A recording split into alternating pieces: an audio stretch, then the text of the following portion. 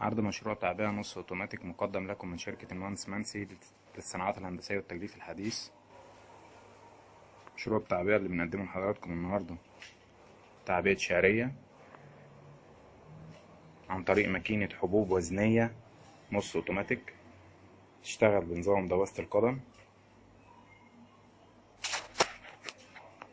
ماكينة سهلة وبسيطة تشتغل على كهرباء المنزل العادية. جسم الماكينة من الستانلس ستيل. ادي شكل العدوس بتاعنا وادي شكل الماكينة من الداخل.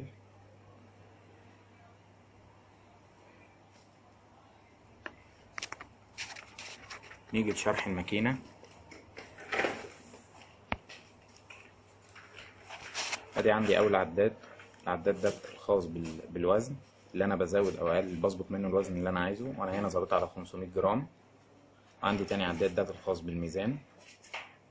اول ما الميزان بيشتغل بيبتدي العداد ده يعد. وعندي تالت عداد ده خاص بالانتاجية اللي انا بعملها. عندي الزراير دي، ده زرار البلس وده زرار الماينس اللي بزود او اقلل من خلالهم الكمية اللي انا محتاجها. وعندي زرار كلير ده لتصفير العدادات. وعندي التلات زراير دول انا عندي في الماكينة 3 سرعات، فاست وميديوم وسلو، وانا هنا ظابطها على فاست. عندي ده زرار ستارت اللي انا بشغل من خلال الماكينة اول مرة. وعندي الزرار ده لو عايز افتح البوابة يدوي. وعندي ده زرار ستوب. انا دلوقتي موقف الماكينة، انا هنا ظابط على 500 جرام. الماكينة بتشتغل من خلال وبتوزن من خلال ميزان حساس بيشتغل بفايبريشن. هبتدي اشغل الماكينة.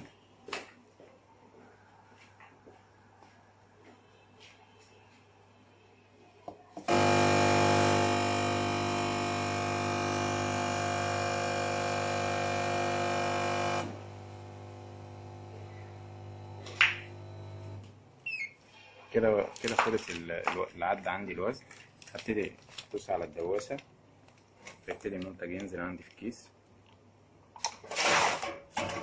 بالشكل ده.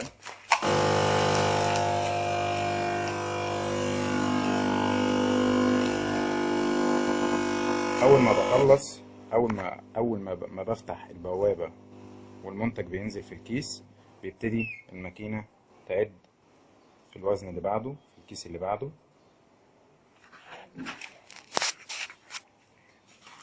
ده شكل الكيس بعد ما تمت عملية التعبئة. الأكياس اللي بنستخدمها النهاردة في عملية التعبئة بتاعتنا أكياس بولي أمايد شفاف مقدمة لكم من شركة المهندس منسي للصناعات الهندسية والتجديف الحديث.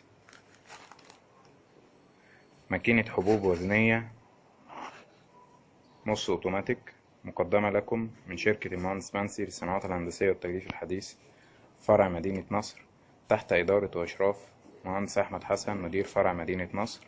شرح حسن مصطفى.